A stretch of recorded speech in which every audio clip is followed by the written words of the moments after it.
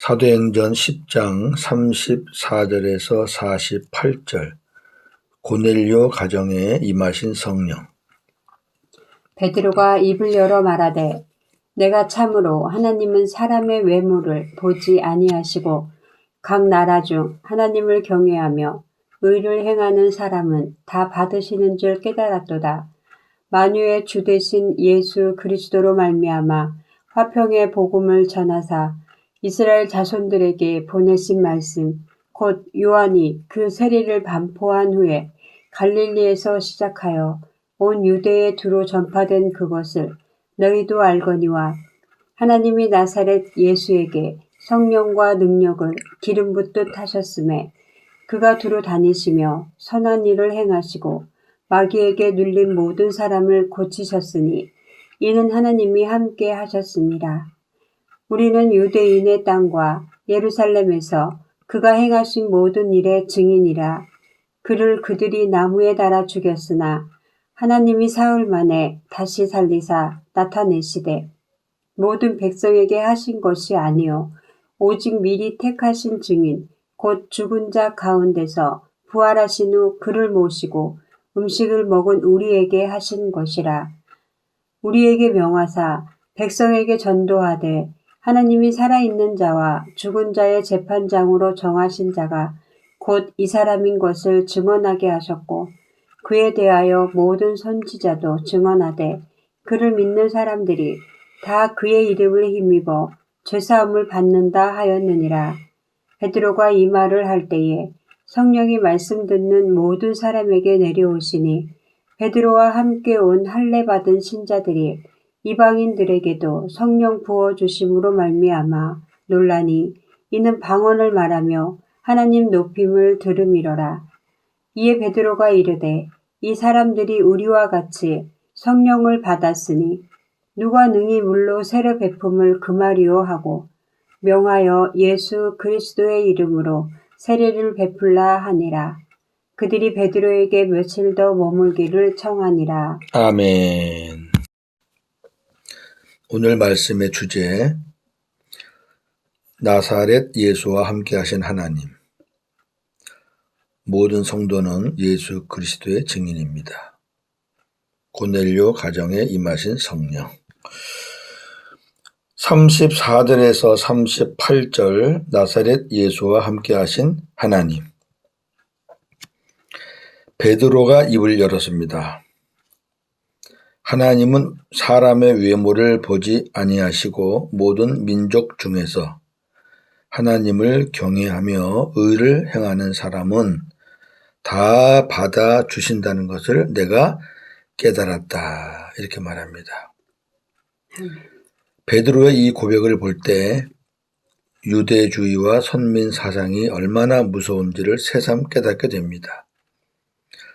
베드로는 예루살렘에서 오순절 첫 설교를 한 후 온 유대를 다니며 복음을 전하고 빌립 집사의 일로 사마리아에 내려가 그들에게 성령의 임하심을 보고 복음을 전했습니다. 사마리아는 역사적으로 문제가 있어서 선을 긋고 살았지만 뿌리는 한 민족이었기 때문에 그들에게 성령이 임하는 것까지는 받아들일 수 있었습니다. 유대인으로서. 그러나 이방인들에게까지 성령이 임하여 그들이 복음으로 구원받을 것이라고는 유대인의 입장에서는 상상할 수가 없었습니다. 그러나 이방인 고넬료를 만나 자기 눈으로 확인을 한 후 베드로의 편견은 완전히 깨졌습니다. 드디어 베드로는 고넬료 가정에 모인 자들에게 복음으로 설교를 시작합니다. 베드로는 세례 요한의 세례에 이어 오신 만유의 주이신 예수님이 공생의 기간에 갈릴리에서부터 온 유대를 두루 다니시며 화평의 복음을 전하신 것을 증언하며 나사렛 예수께서 두루 다니시며 선한 일을 행하시고 마귀에게 눌린 모든 사람을 고치실 수 있었던 것은 하나님이 그에게 성령과 능력을 기름 붓듯 부으시며 그와 함께 하셨기 때문이라고 증언하였습니다. 나사렛 예수님은 하나님과 성령께서 함께 하셨기에 천국 복음을 전하실 수 있었습니다. 중요한 말씀입니다. 왜 나사렛 예수라고 했을까?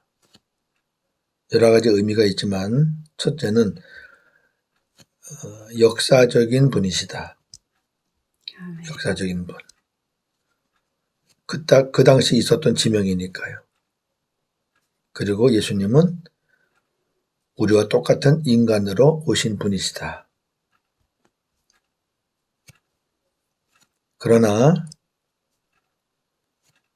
하나님과 성령이 함께 하시기에 예수님을 통해서 하나님의 영광이 드러났고 또 예수님은 스스로 행하시지 않고 말씀하시지 않고 당신 안에 계신 하나님의 말씀을 듣고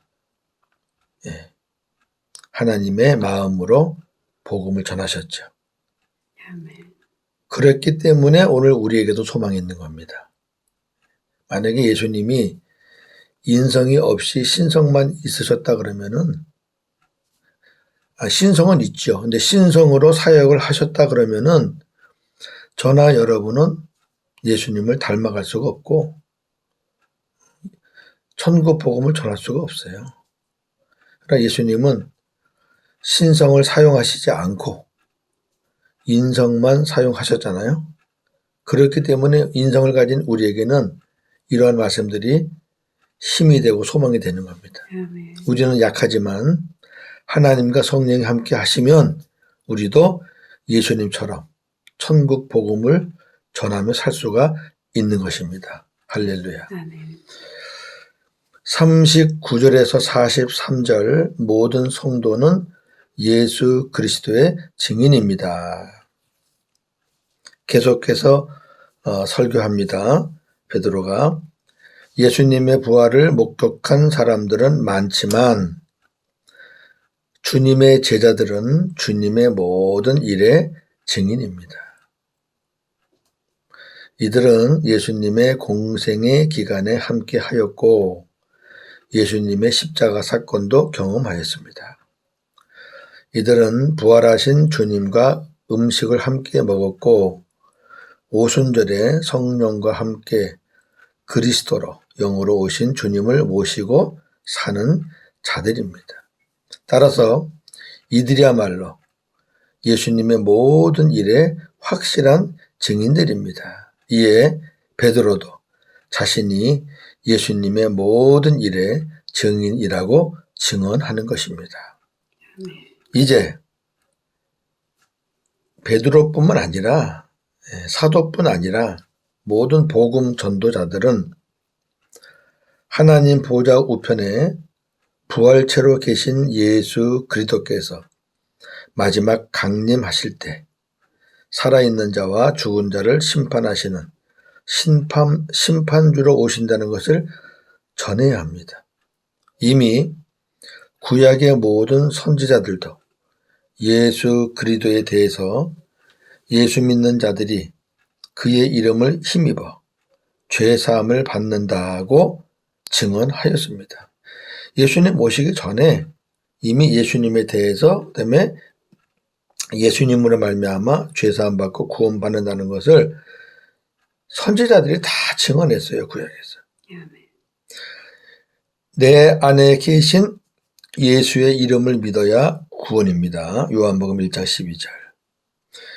예수 그리스도께서 물과 피로 내 안에 임하신 것을 모르면 죄사함도 없습니다. 요한일서 5장 6절 참조하시기 바랍니다. 44절에서 48절 고넬료 가정에 임하신 성령. 베드로가 설교하던 중에 성령께서 말씀 듣는 모든 사람들, 이방인들이죠. 그들에게 임하셨습니다. 그러자 그들이 회심하고 방언을 말하며 하나님을 높였습니다. 이것은 그들의 지정의로 하는 것이 아니라 성령의 강력한 역사로 인해 하는 것입니다. 요빠에서 베드로와 함께 온 할례받은 신자들, 이 사람들은 시브리파 정통 유대인들이었는데 기독교로 개종한 신자들입니다. 그들은 예루살렘에 임했던 성령의 역사가 그걸 체험했잖아요. 이방인 고넬료 가정에서도 동일하게 임하셔서 그들이 방언을 말하며 하나님께 영광 돌리는 것을 보고 듣고 깜짝 놀랐습니다. 고넬료의 가정에 성령이 임하시는 것을 본 베드로는 그들에게 예수 그리스도의 이름으로 물 세례를 베풀었습니다. 거리낌이 없죠. 베드로의 편견이 이제 완전히 깨진 거예요. 그들은 베드로가 며칠간 더 머물기를 요청하였습니다. 하나님이 역사하시는 것을 본 베드로 일행과 고넬료 집에 모인 이방인들은 놀라움과 감격이 넘쳤을 것입니다. 며칠간 함께하는 그 시간이 얼마나 행복하였을까요? 얼마나 나누고 싶은 말들이 많았을까요? 저도 복음을 깨달았을 때 그랬습니다. 계속 듣고 싶고 계속 나누고 싶고. 자, 오늘 말씀 정리합니다. 복음은 헬라어로 유앙겔리온이고 그 뜻은 좋은 소식입니다. 우리는 주변에서 나는 복음을 전하고 있고 복음으로 살고 있습니다는 말을 종종 듣곤 합니다. 그런데 그들이 전하는 내용을 들으면 복음과는 거리가 먼 것을 발견하게 됩니다. 두 가지 케이스로 예를 들어보겠습니다. 잘 들으시고 분별하시면 좋겠습니다. 첫 번째는 복음과 간증입니다. 많은 사람들이 복음 설교 듣기는 부담스러워하고 간증 듣기는 좋아합니다. 재미있으니까. 그것이 진짜인지 가짜인지 살을 붙인 건지 뺀 건지 그것도 모르고 그냥 재미있으니까 좋아하는 거죠. 자, 예수님이 내 삶을 바꾸셨습니다. 하나님이 당신을 사랑하십니다. 우리가 예수님을 잘 믿으면 복을 받고 천국에 갈 수 있습니다. 우리 이런 말 많이 하잖아요. 전도할 때. 이것은 간증이지 복음이 아닙니다. 간증은 복음 전파를 위해 상대방의 마음을 열게 하기 위한 사전 작업일 뿐입니다. 복음 전도는 나 자신이나 상대방이나 우리를 말하는 것이 아니고 주님을 말하는 것입니다. 즉, 복음 전도는 주님이 누구시며 무엇을 하셨는가를 전하고 선포하는 것입니다. 예수 그리스도가 복음입니다. 하나님의 구원하시는 능력이 복음입니다. 간증에는 생명과 능력이 없습니다.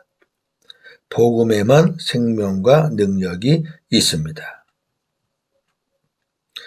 두 번째 사례, 완전한 복음과 불완전한 복음입니다. 많은 사람들이 예수님이 이 땅에 오셔서 십자가에 죽으심으로 우리 죄를 다 사하시고 부활 승천하셔서 하나님 보호자 우편에 계시다가 마지막 때 우리를 구원하시려고 재림하신다는 것을 복음이라고 합니다. 그러나 이것은 신학과 교리가 만들어낸 불완전한 복음입니다. 송구하지만 저도 10년간 신학을 했습니다. 여기까지입니다. 그러나 성경에서 말하는 복음은 예수님이 이 땅에 오셔서 십자가에 죽으시고 부활 승천하셔서 우리의 모든 죄를 사함 받으시고 하늘 성소에서 사함 받는 겁니다. 부활하신 부활체는 마지막 강림하실 때까지 하나님 보좌 우편에 계시고, 영은, 예수님은 인성과 신성이 있잖아요. 그러니까 부활하신 그 인성이죠. 육신일. 부활체지만은 손으로 만져지고 눈으로 볼 수 있으니까 그건 인성이죠. 앞으로 우리도 그렇게 다 바뀝니다. 변합니다. 거룩한 모습으로. 그리고 예수님의 신성은 눈에 보이는 게 아니죠. 영이죠. 그 영은 오순절 성령 강림 때 그리스도로 다시 임하셨고, 그리스도로 임하셨다는 얘기는 하나님이 보내셨다는 거죠. 주님을 영접하는 자들 심령에 들어오셔서 그들과 하나 되어 함께 사시면서, 이게 임마누엘입니다. 구원을 이루어 주신다는 것이 완전한 복음입니다. 히브리서 9장 28절 참고하시고요. 이것이 하나님께서 맹세로 약속하신 새 언약의 복음입니다. 신학과 교리가 만들어낸 복음은 지금 우리와 함께 하시는, 내 안에 계시는 예수님에 대해서 아주 미미하거나 없습니다. 그래서 사도신경에서도 없잖아요. 그냥 하늘에 계시다가 때가 되면 저리로서 오신다고만 돼 있잖아요. 내 안에 구원자이신 예수님이 안 계시면 구원받을 수 없습니다. 고린도후서 13장 5절. 아니, 구원자가 없는데 어떻게 구원받아요? 아이고, 목사님, 구원자가 하늘에 계시잖아요. 하늘에 계신 예수님이 내 구원자인지 어떻게 알아요?